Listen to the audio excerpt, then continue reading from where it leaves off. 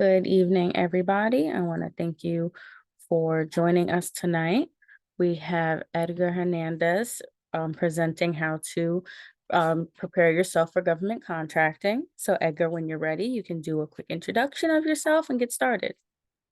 Oh, perfect. Thank you, Jennifer. Uh, you know, a, you know, Suffolk County Community College and the EAP program, we go way back.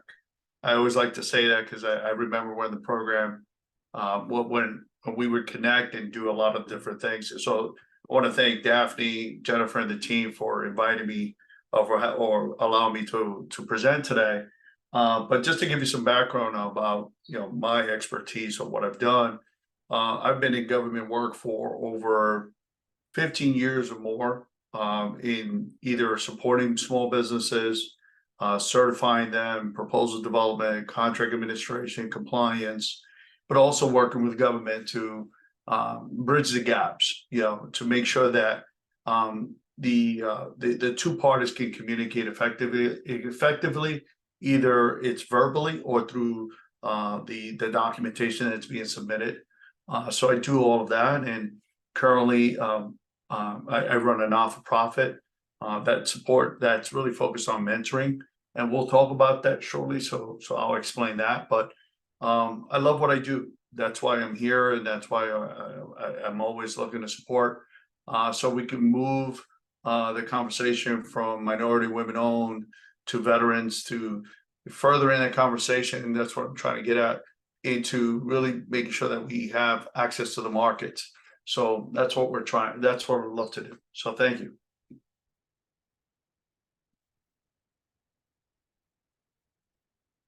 So one of the things I want to do, I'm gonna present my screen here. And let me share. Give me 1 second.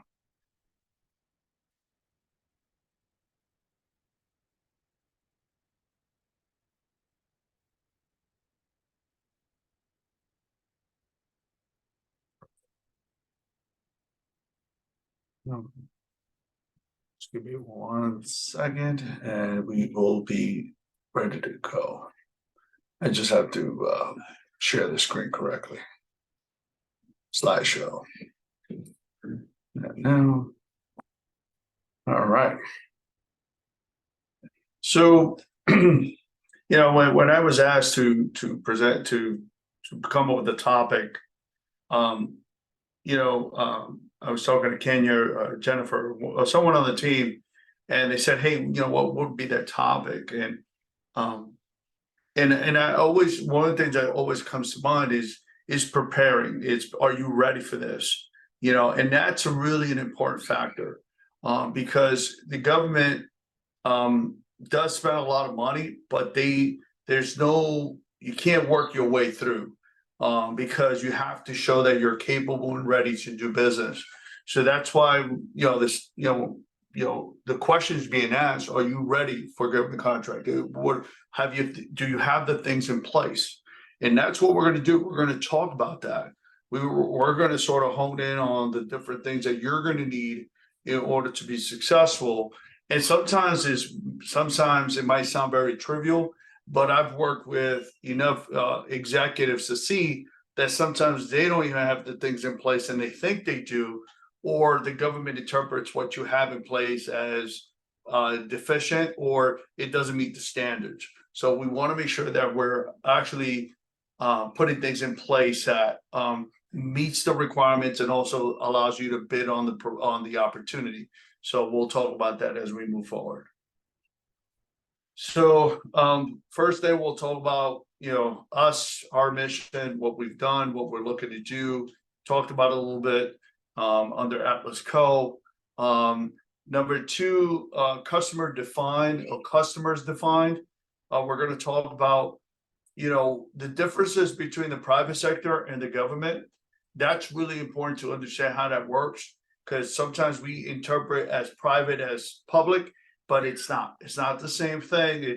So I actually put a list of the things that you need to consider for each one, and they're going to be good and bad. So no one's perfect in this, but you'll see that one is more stable, the other one is very volatile. So those are the things that we're going to touch on. And then we're going to talk about some prep work, things that you need to put in for government work. So we're going to look at those things, and for some of it might apply, for some of it might not. But what I also did is that I provided a roadmap to sort of give you an idea of what you should do in phase 1 through 5. And then in number 5, in bidding and pricing, pricing strategies goes down to a couple of things. It's on the table of content, but it's a topic for a discussion, because we're going to talk about what's needed in terms of coming up with a pricing strategy. So that's a verbal discussion, but I also put something in for compliance. So compliance is a big thing in government. So it's something, you just can't leave it for another day. So it's either you have to be compliant once you get awarded a contract, but you have to be compliant and making sure that you're meeting the requirements and keeping up to all the rules and regulations of it. And then the last piece is opportunities. And one thing that I want to do is that I'll talk to Jennifer and the team, is that we're going to send out a list of all the places of where you can find opportunities.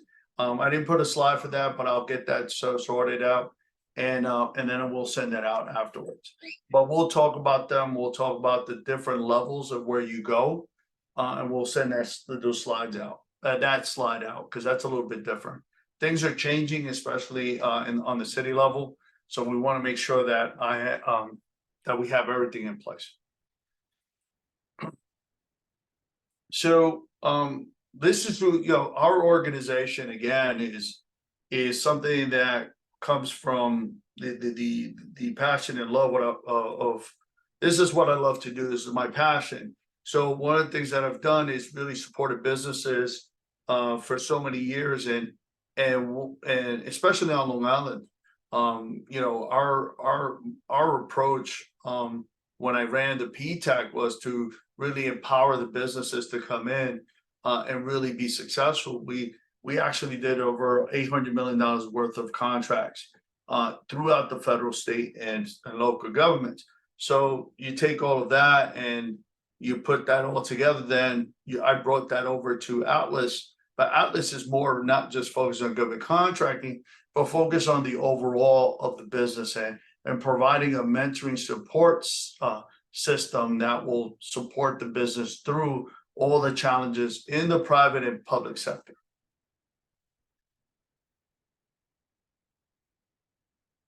So here we are. So we're going to start out with our first client, the government. Now everybody wants to get right into the thick of things. You want to know, this is what you're going to know. This is what you're going to understand. The government operates with a lot of, tons of law, regulations, and procedures. This is what they do.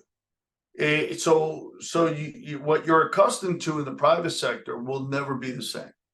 It will never be, the private sector does apply a lot of terms and conditions and some law, but it's all agreements, contracts. But the government is required to comply with law, regulations, and have procedures in place for everything that is procured. That's the system. There's no a way around it. There's nothing that you can say or do that's going to change that, because remember, the government is spending our taxpayer dollars. That's what they're doing. We give, every year, every time we get paid, or, every time you pay your property taxes, that is to support the system. All the services, your police department, your fire department, the army, the military, everything, all that money just flows into all these different things that we need to do in order to protect our country and to protect our people. So this is where the money goes. So anything from school systems to roads, bridges, as you can already see with everything that's happening in infrastructure, this is why, you have these things in place. And this actually, procurement actually started over 100 years ago. It was actually implemented by the government to make sure that there were ways of protecting the taxpayer. So it's not something new. But every time it evolves and it tries to make the system a little bit more leaner and cleaner. But at the end of the day, you still have to, depending on the level, depending on the agency, you're going to deal with all of that, but even more, because there might be a policy that's not written, but it should be written, but it's always followed by the agency at hand that you're dealing with. So the second thing we have is 60 to 100 a day payment structure. So there is no quick payments. I'm honestly telling you that there's nothing that can speed up payments. You just have to write it out. There is a prompt payment law on the books that say, payments within 45 days or less, or 60 days, but on average it's about 60 to 120 days. If anything is happening under 120 days, it is not allowed, but it will happen. I'm just being very realistic, so you don't set expectations based on, oh, the government is good at it. Yeah, the government still struggles with this part, and this is from experience and helping businesses, but also dealing with the government directly. So it's just that you have to be able to, what we call it in anything when you're doing business, you have to float the job. Can you float for 60 days? Can you carry that financial burden for 60 to 120 days? So that's why when we look at the roadmap, you have to start considering that early. You don't do it when you're struggling with money. That's a bad setup. So we don't want you to getting into that. The next thing is, it's a bidding process. It's required for just about everything. Even if you're submitting quotes, you have to submit a bid, have to submit a proposal. And then the next one, pre and post award required. That means that you're planning before the RFP or during the RFP, and then the post award is when it's awarded. You have to do both. In either way, if you don't win, there are certain things that you need to do that will help you along the way, and which just give you vital information on how to do it, how to improve on the next go round. So that would be something to consider. One term that, I was just at a veterans conference in Albany at VetCon, and I was talking to a group of vets and explaining what a good faith-based effort is. And good faith-based effort is a very good, it's a tough situation to deal with, because there's no mandates that the business, there's not a mandate that stipulates that you have to use a certain certification. But what it means is that you have to make a good faith-based effort in finding a business.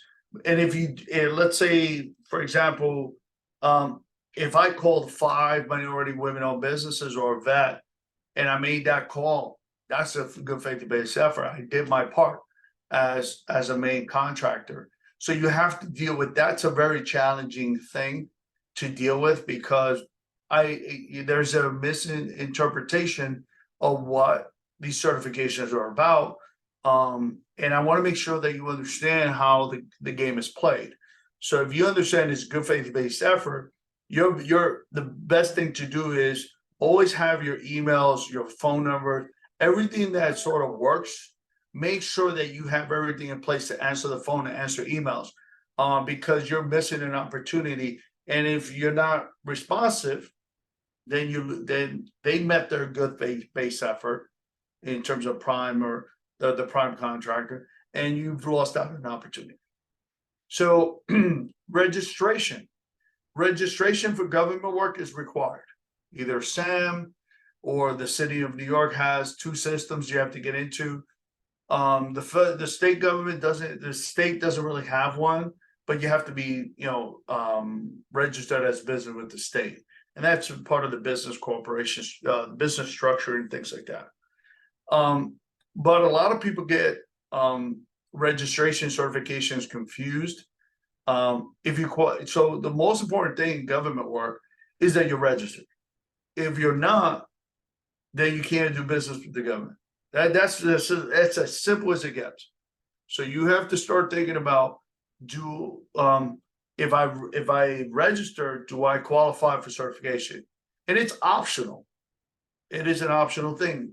Are there opportunities for MWBEs and veterans? Yes. There are percentage goals. There's 30% for the state. There's 30% for the city. There's new goals coming out for Suffolk County and Nassau County. So that stuff is coming out soon. But they're pushing those percentages out. So certification is a tool. It is a tool. It is something that can be used wisely to get work. But again, the most important thing is to be registered, be in the system. Dealing with the government is a very structured process. It's never it's a very rigid system. So you have to wait for the RFP to come out, or so everything is very quick depending on the buy. It could be that you have to put a proposal together in 2 weeks. There's no option to 30 days, 45 days, 60 days. It's very hard to see that through, especially when it's a quick buy. Some things are long term, will go 45 days, 60 days. But what I've seen in the local space a lot is that it's with less than 15 days. And you have to be ready to move, to submit your proposals. But it goes through the structure of date of when it comes out, a date for questions, date for walkthrough, and then submission, and then the opening date, and then the execution date. So that's what I'm talking about, structure. Flexibility is limited. Even in payment terms, anything that you're trying to change, let's say you get awarded something, it's very hard to make changes unless you get a change order, or there is something that can affect the project completely. Then those, but it's very rigid. It doesn't allow you that flexibility when you want to move things around, and it might take weeks just to get one thing done. In terms of being flexible. Now, the private sector, right? So we talk about the private sector. Private sector is quick negotiations, approvals. Give me a handshake. We're done. We're ready to go. And that's done. You don't have to worry about it. You just keep moving forward. Things can be done, again in a couple of days. Oh yeah, just let me just sign quickly and let me get the work done. Done. Simplified terms and conditions. There's, as long as you provide what they asked for, and it was delivered on time, it's done. And mind you, when we talk about delivery and performance, see the government won't give you progress payments unless it's construction, and it has to be spelled out for that. But most contracts are based on, you give me either the product or the service has to be completed in order for payment to be made. They won't make payment in the middle of. So that's the tough part. So again, you're providing a service or a product. Can you pay for that upfront? Employees, the purchasing the product, and then getting it shipped. You have to be able to carry that. But the private sector also, is prone to non-payment issues. That means, I'm trying to get paid, but the person doesn't want to pay me. It happens. It does happen a lot.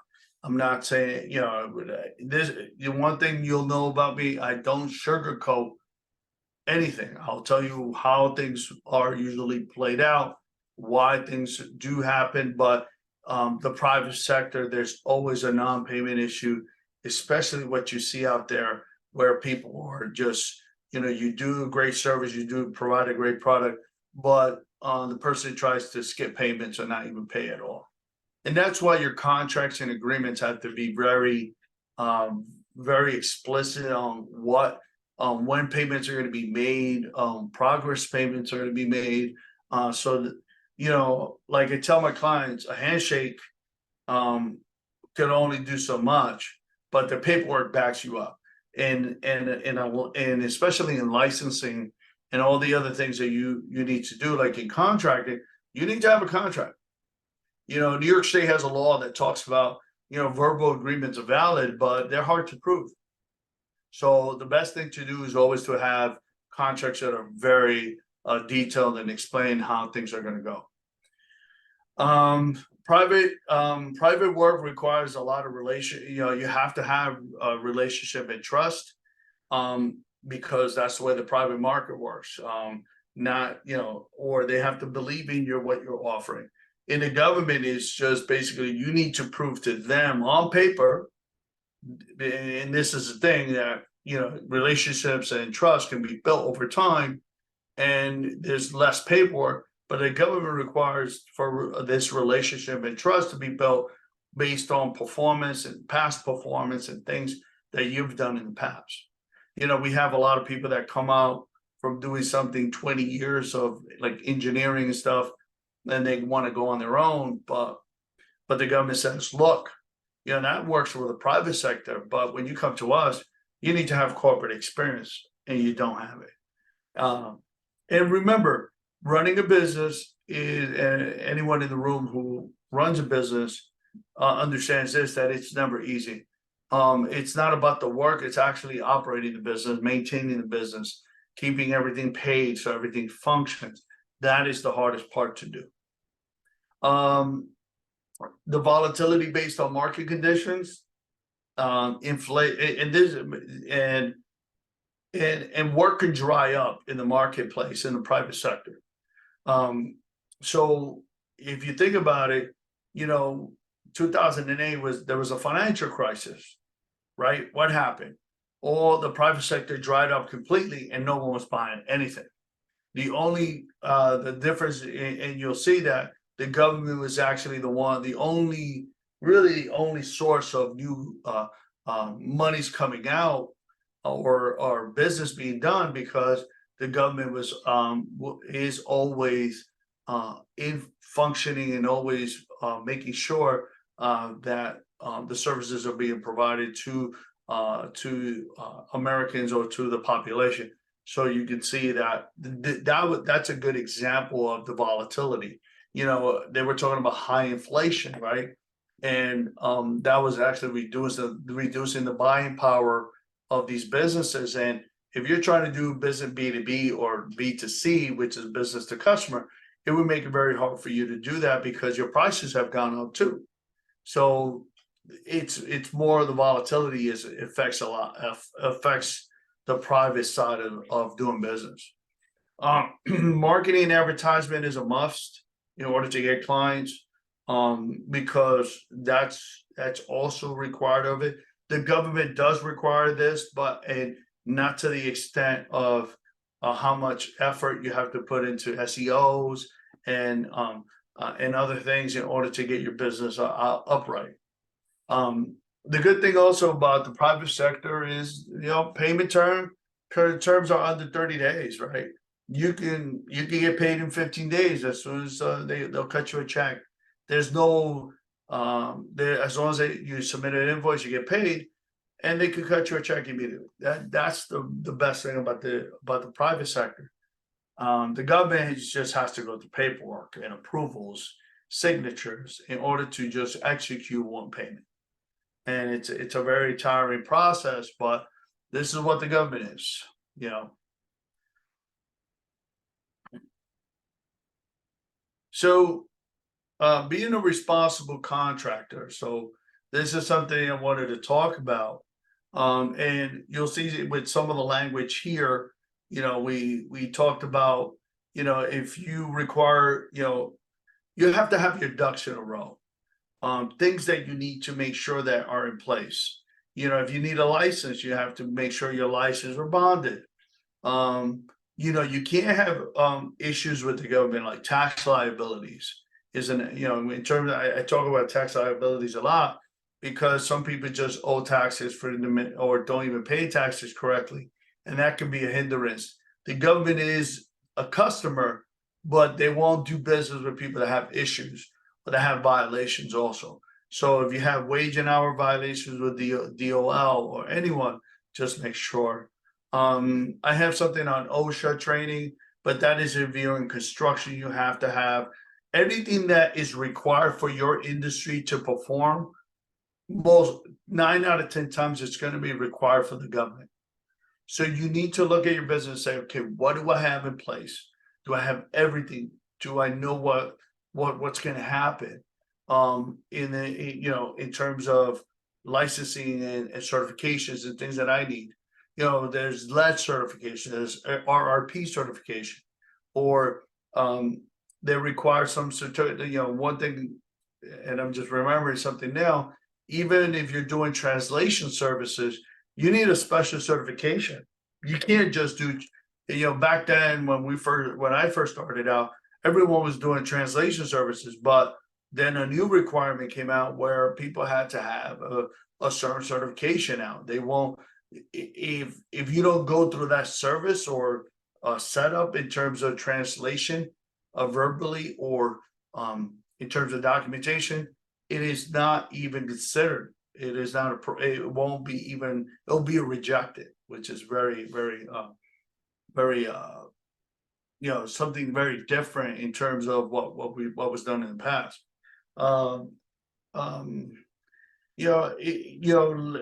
joint labor management training, that's something else, but you have to pay prevailing wages. That is something that in certain industries is you have to pay prevailing wages. Like for example, if you have guard services or you have electricians, plumbers, certain things, certain job titles require prevailing wages. It's called. Are you doing that now? Are your wages up to that par? Or do you understand what prevailing wages are? Because once you go in, the one thing with government is that everyone's on the same rate, but it's the overhead cost that actually brings your pricing into it. That can be the backbreaker when it comes to operating. If your operating percentages are high, you might not be able to compete. You have to also comply with federal and state regulations. And you have no bad history with public contracts. That's being responsible. That is a responsible bidder.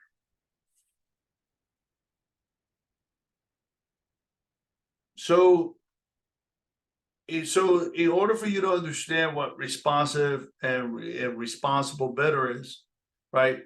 You have to always understand that the two are sort of different. I got to go back. I got to look at my slide. I think I messed up on something here, but I'll fix them. So responsive and responsible are two different things, right? So in terms of being responsive, it's the person submitting everything correctly? Is the person paying attention to the details? Did they submit things that were correct? Do they have their bonding or insurance in order? Did they sign everything? Yeah, I've seen proposals rejected because of signature. So that's being a responsible bidder, a responsive bidder. That's what it's called. Someone that is being responsive is actually is considered to be to understand how the government operates. You're responsive. They go hand in hand. So it's not something you can just push aside. You can say, "Oh, I'm great at paperwork, but I'm really not good at being responsible." That will not fly in the government with the government at all.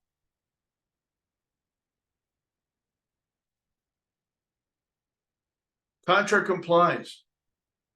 So one of the things to understand is that if you are ever awarded a contract, you have to understand that to be in compliance, you have to make sure that you meet all the aspects of the contract, that you keep to the terms and conditions.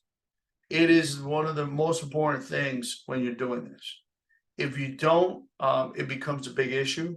So you have to make sure that you have everything in place in terms of compliance. You have to keep up to the contract. You have to work with your contract officer or your program manager to make sure that everything's in place.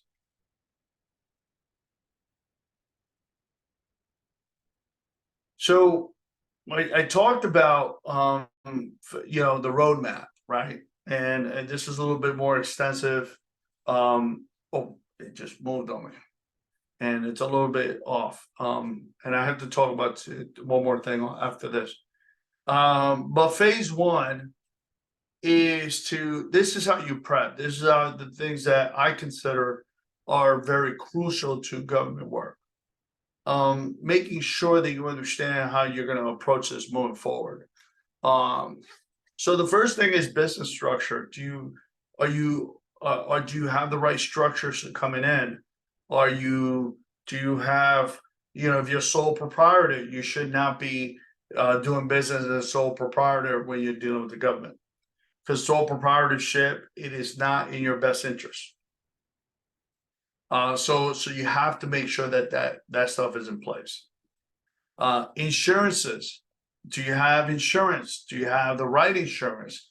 Do you have too many exclusions in your insurance? So you have to always look at that. I always say, look, if you're going to get into this and you don't have insurance, start planning for it, because you can't wait until a proposal comes in, an RFP, and you have to submit a proposal and you say, okay, I'm going to get insurance. You don't have to purchase insurance, but you have to have your pricing for insurance. So there's a lot of prep work that goes into that, and that's why it's in phase one.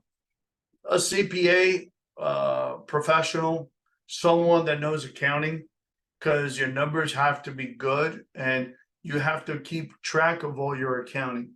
It's important to really. One thing I also say to my clients is that, do you have a CPA that is actually a CPA? There's a lot of tax preparers, people that really don't. That you're under the impression that they are in this field, that they understand what they're doing, but they don't have a license, and you can't really be dealing with that. The next thing, you need an attorney on call. It's important to have one. So looking at that and saying, okay, do I have an attorney? Not an attorney that focuses on marriages and stuff like that, but an attorney that focuses on business law, contract law, agreements, and things like that. Financing, preparing for financing. This is what I talked about earlier. Making sure that can I get financing through a CDFI or through one of the programs or through the banks? If I get this contract, how am I going to support it? So you don't do it at the point when you need it, you do it before. So making sure no tax liability issues. Also, one thing I've heard many times, which is really, really bad, is that people open up a corporation or a business, but for many years they never file taxes, right? And that's something you can't do. You have to have your tax paperwork in place. So you have to file your paperwork accordingly. That's something that can get you into some issues, because there are penalties for not filing your taxes. So just make sure to do that. Connect to resources like the EAP program here. Making sure that you keep educating yourself, or connecting to some of the other programs in Suffolk County or throughout Long Island, New York City, to make sure that you stay within getting new information, but also educating yourself at the same time. And that's why education is key on the next bullet point, because it's important to continue. Information changes, strategy changes, initiatives change, government changes, you have politics, people you vote, people come in, you might have the same government for 4 to 12 years, but that might, there's term limits. And you have to consider that. So, but there's new initiatives, new things that are going to happen. That's why it's important to stay within the loop, within your resources and education. Corporate paperwork, it's another thing that, for example, someone said the other day, "Oh, I don't need my operating agreement because I'm a one-person show." I said, "Who told you that?" "Oh, my CPA." So there, you got to make sure you know your stuff. So corporate documentation has to be in order. It has to be in place. So you can't really say that someone told you not to do it. That's not going to fly because you are the owner of the business. So make sure you know what you're getting yourself into. Bank account setup. Payroll is another one if needed, especially if you're going to be running a good sized project. Your bank accounts should be in order. Going back to bank accounts. So you have to make sure that one is used for general, general transactions, the other one for payroll, a savings account. So you start breaking them up. So you don't get confused with different things, right? With different transactions. So you have to keep the books clean, it's called. So that's phase one. So once you have all of that stuff in place, you move into phase two. You start registering federal, state, and local governments. The MWBE program, DBE, 8A, and veterans would be certifications, and there are many more that you might be able to qualify for, but those are the primaries right now. And it's on all levels, on almost every level, federal, state, city. So if you qualify, you go for them because they are really pushing these programs hard and you want to be part of it. Corporate capability statements. You need to have one. It is important. If you don't have one, it's very, and it sounds kind of childish sometimes because some people are well versed in corporate capability statements. Most of them are not. But you should one thing always is have one, but also keep updating it to the new content or new information because everything changes within your business within a year or two. So it's good to update it, refresh it, give it a new look, because you don't know who you're going to meet. Research your competitors, see who's out there offering your stuff, offering services or the products. So you got to make sure that you really know who's out there, who is my pricing within the same, and in pricing is the next thing. But you want to know if your price point is spot on. Can you compete with these folks? And it's important to really know that because if you're going to be running in and putting in proposals, you want to make sure that you're able to ready to compete where you're not outbidding yourself. You're putting bids in, but you're losing by wide margins. It doesn't make sense.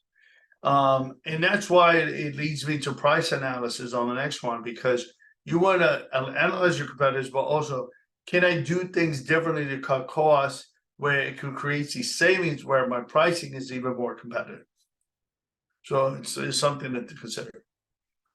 Continue education. It's a must. You need to continue education. You keep, learning new things, but also learning the things that you might know something for 10, 20 years, but there's new methods for everything. So making sure you learn those new methods and it creates efficiencies and you develop new strategies. Strategic planning is important. So how do what are you going to do in terms of 3 months, 6 months to a year? Especially if you're going to go after government work, you have to have a plan in place because it's important. And the plan doesn't have to be just for government work or just your business in general, it's important to do that.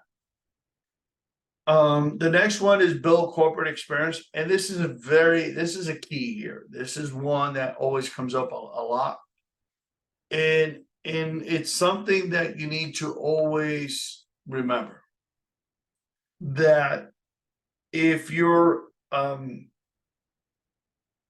remember earlier I said an engineer coming out of 20 years and then started a new business, on average they won't get hired, they won't win an opportunity with the government because they have no corporate experience.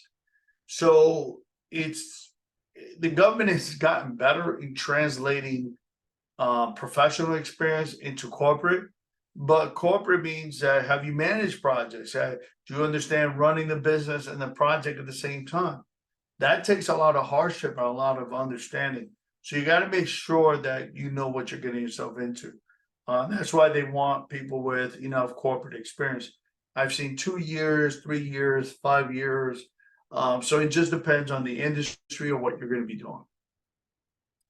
In phase 3, relationship building. You have to build relationships with these agencies. And the way you do that is by attending local procurement events. You have to, it's not, the paperwork is one thing, but the relationship is another. So you want to make sure that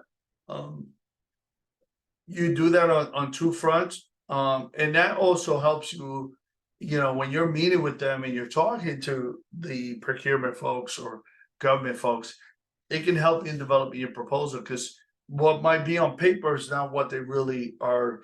Sometimes it's too bland, it doesn't have a lot of information. But when you talk to them, you understand what the real issues are, or what you can, what solutions you can provide.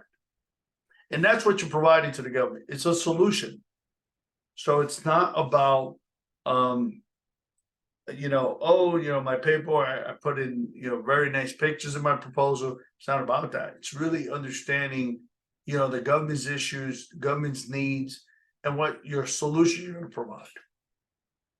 So just make sure you do that. Connect with industry peers and professionals. So, sometimes they can be competitors, but they can also be your friends. They could be your peers. They could be people that you want to connect with. Other professionals that can complement your services is also what I'm talking about. So you want to make sure that you're always connecting those two. And then you guys can compete, or sometimes you can team up and compete for work. So it could work out both ways. And then the next thing is seeking out professional development. So there's training, there's education, but professional development is really that professionally building yourself out. Remember, you're the head of the business. You're the one that is managing this business, doing everything to be successful.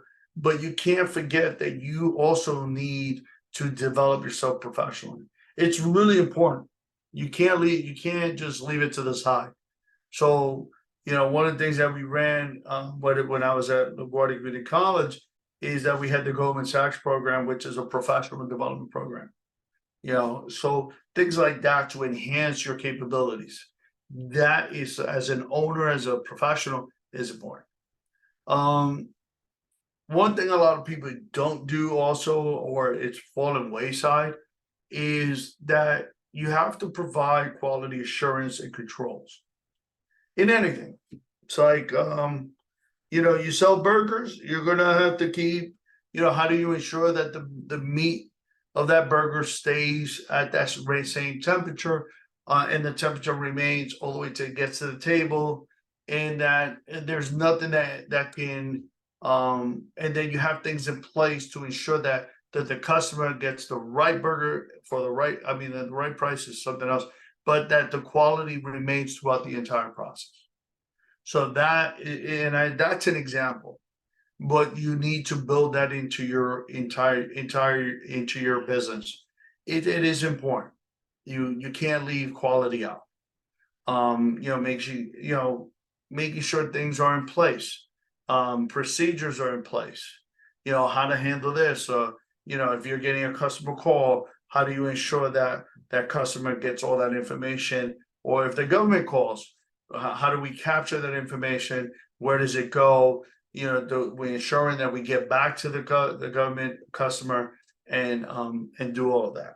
You know, reduce liability and risk is very big.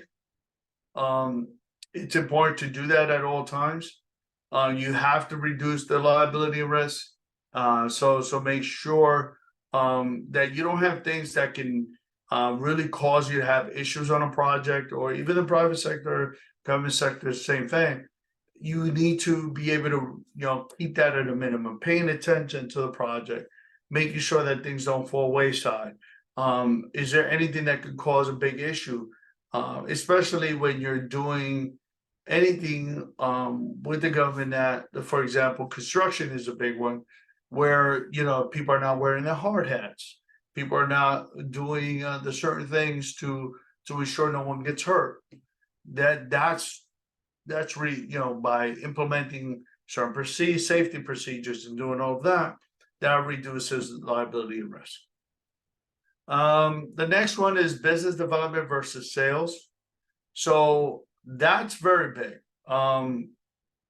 So people always think that these two are the same. They are not. So I want you to understand that business development is about understanding that in business development is that you're developing a business opportunity over time. It's not sales. Sales is quick, boom, done, you're out. But business development takes time. It's a relationship building all the time, and making sure that you continuously follow up with each person. And that actually leads you to success. And in phase 4, and I said 5 phases, only 4 phases that I can really come up with. And I think, yeah, I said earlier 5, but it's really 4. And in the 4th phase is, you know, developing a team. And a team doesn't have to be that someone's on your payroll, but if you're working with other people that can support you, that is a team. Or you're working with another business and they help you with developing your proposal. That's a team. So you develop a good team. You continuously train to develop. So you train to develop your team, because that's important. Because the more information that people can retain and understand, that means that your actual proposals and your contracts actually will go a long way. Versus people, you know, when you're short on information, you just don't know how things go. It's important to really, that's why, you know, you should always look at your team as a sort of the building blocks, right, to what you're trying to do. Figure out the micro or macro approach, and this goes for a lot of folks. There are 2 approaches. There's about 3 different approaches to management. So the micro and macro approach, I always tell businesses that if you want, so people sometimes are very, very tight on, you know, the day-to-day, and they're looking over your shoulder all day as a boss or as an owner, a supervisor, and that's what their approach is. That's how they manage. But sometimes a detriment to the employee, because the employee doesn't become self-reliant. So you have to figure out what really works, but make sure that it works accordingly. And just to explain the macro approach is just looking at this from sort of from top down, in a sort of, you can see the full view, versus looking at a very small thing. And then there's something I didn't put here, but it's project-based management, where everyone is assigned a project or a responsibility and they have to accomplish it on their own. But I always say it does require a micro approach, because you cannot allow people to operate just in project management unless they're really good at it. But that's very hard to fund. So you have to really be very close and very tight in what's happening with your business, because In government work, you can't, that's too much liability and risk, so you got to reduce them. So the way you do that is by making sure that you're monitoring everything from the beginning to end. The last thing is submit your bids and proposals. You have to submit in order to compete. You can't compete from the outside. So you submit your proposals, your bids and proposals. You try to get as much as many as you can in, but when I say that, you got to make sure that you know the timelines of execution if you're submitting a proposal. And so you don't, let's say you submitted 4 proposals and you get 1, it's great. But what about if all of the 4 proposals hit? That might be too much for you to handle. So that's why it's important to understand the submission parts, how many you're submitting at a time, the timeline, the execution point, when they're going to start, and that's important. And you lose to win approach. What that means is that if you lose an opportunity because you just didn't win, but why didn't you win? Because the whole point of lose to win is that you want to make sure that you gain enough information that can help you in your next proposal. That's why it's so important to make sure that you have all that information in terms of, asking the questions that I lose on price? Was it what actually caused me to not win? And then you can take that, go back to your team, and then you develop a new strategy. If it's cost, you got to reduce costs. Don't ever bid on something to win it. That's the worst approach, because what happens is you set a precedence, but also you could be losing your shirt. It means that you're working for the government for free because it's not even covering costs. That means you're coming out of pocket. So you got to make sure that you're bidding at a reasonable price. And then you have liftoff, you have success, right? And that's the important part. You get off the ground, you start moving. A lot of the businesses that I've sort of assisted over time, they the first year or two, it's just very hard, but eventually once that rocket takes off that third initial try, it takes off and it just keeps going up. But it's a constant maintenance, a constant approach. You just can't leave it alone for another day. You have to continuously compete. And that's the part of this that I should have put on one of the slides, is that you need to be able to consistently compete for opportunities. You can't, it's very hard to stop and go. You have to be committed to this entire process.